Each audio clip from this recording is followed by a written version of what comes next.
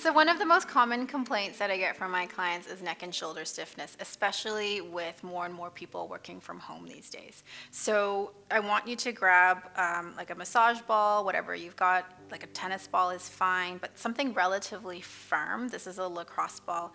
I do find it quite firm for some individuals, but some individuals love it. So it really, really depends. I'm going to be using my Franklin textured ball because it kind of shows up in terms of size. But truly, this one I stole from my kids. It depends on what you've got and what works. So try a few, see what your client responds to the best. I'm going to put these over here. So we're going to start off with footwork settings. I've got the stopper all the way forward because that's where I like it. I have 2 heavy springs and 1 medium spring. Foot bar is all the way to the top. So starting on our backs, we're going to find neutral spine. Let me just move the hair. So settling it into a nice wide second position with a little bit of turnout here. I'm going to take my massage ball and I'm going to put it right here. So it's going to go between my upper trap and the shoulder rest, and we're going to press through into extension. So when we're at the top of that movement, you're going to feel a lot of compression from the springs through the body into those tight upper trap muscles, which can be quite nice. So I like to start here, really encouraging our clients to move the ball around to wherever is comfortable for them, thinking of letting go of those tight muscles. So whether it's those upper traps or perhaps into the mid-back or that levator scapula, we're gonna get back here perhaps, see how that feels. It's kind of a nice, somewhat passive way for clients to get a little bit of relief to start with. So following that little bit of warm-up, make sure you do both sides if that's what they need. Doing both sides at once can be tricky, so I do encourage starting off with one at a time, but you can probably work up to both sides together if you've done this before. So we're going to put this down here for now. We're going to grab the straps. I'm going to reduce my weight first to 1 medium and 1/4, or 1 medium and 1 light, or 1/2 and 1/4. We're going to go onto knees. And we're going to slip the straps over our elbows here. So we're going to do open elbows in this heel sitting position. Okay, you can also do this in tall kneeling, like all the way up here, but I do find that being grounded offers more focus for the scapular muscles as opposed to bringing the glutes and the deeper core more into the picture. So for me, if I'm doing it for back relief purposes, I like to be down. We're going to have those elbows up like they're on a table, and we're going to open wide to the side, making sure we maintain neutral spine. So we're not going to be thrusting the chest forward. We're not going to be arching back as we go.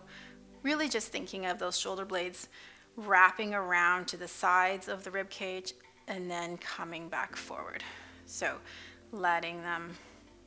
Did I say that backwards? I think I said it backwards. So we're going to think of the shoulder blades coming back towards the spine and then wrapping around the sides back towards the front. That's better. So if that's pretty easy, we can go into a long lever, grab the straps here, keeping, again, that nice neutral spinal curve. If you want, we can do a little bit of oblique work. It's called obliques, although we're doing more sort of this ITY kind of stuff, right?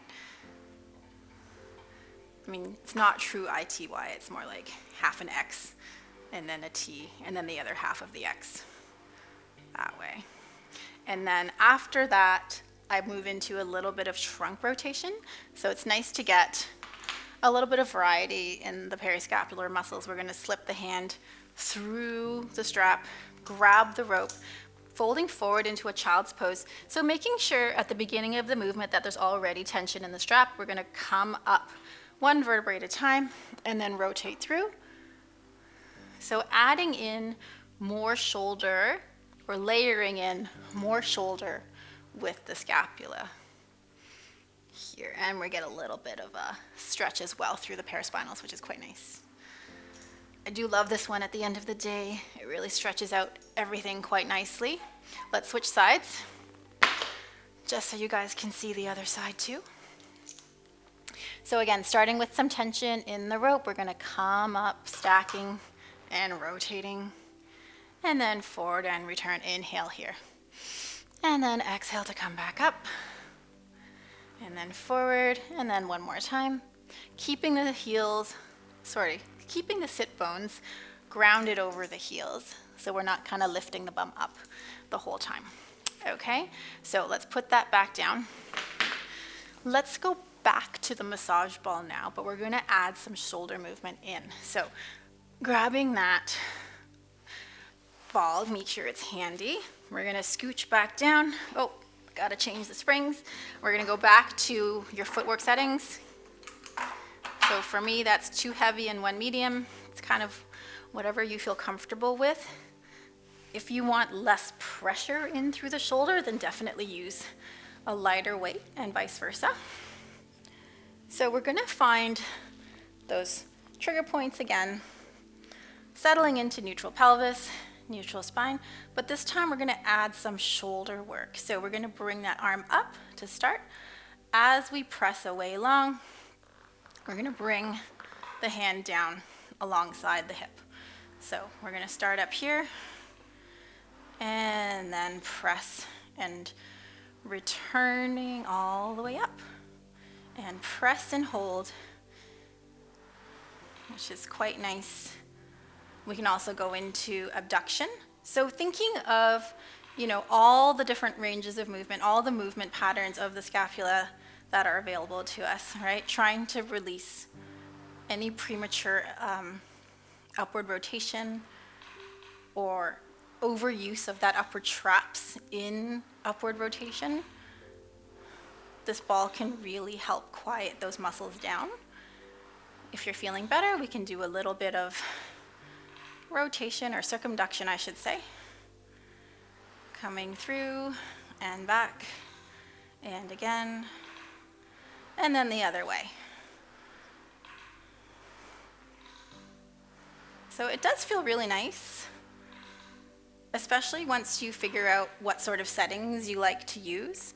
You can also take the ball and place it a little bit further back onto those middle traps or rhomboids, wherever is getting you, and do the same thing, right? So, I've got that backwards. Hard to talk and think at the same time, right? So we're gonna think of reaching and then return. And reach, right? And then return here. So every time that arm is coming up, right, we're thinking of that scapula coming down into a little bit of depression. So we're really trying to quiet any excessive use or increased tone in those lower traps as well. So again, something that you can really play with and really tailor to your needs and your client's needs. That was a long one, but I think I was really enjoying it. So thanks for sticking with me.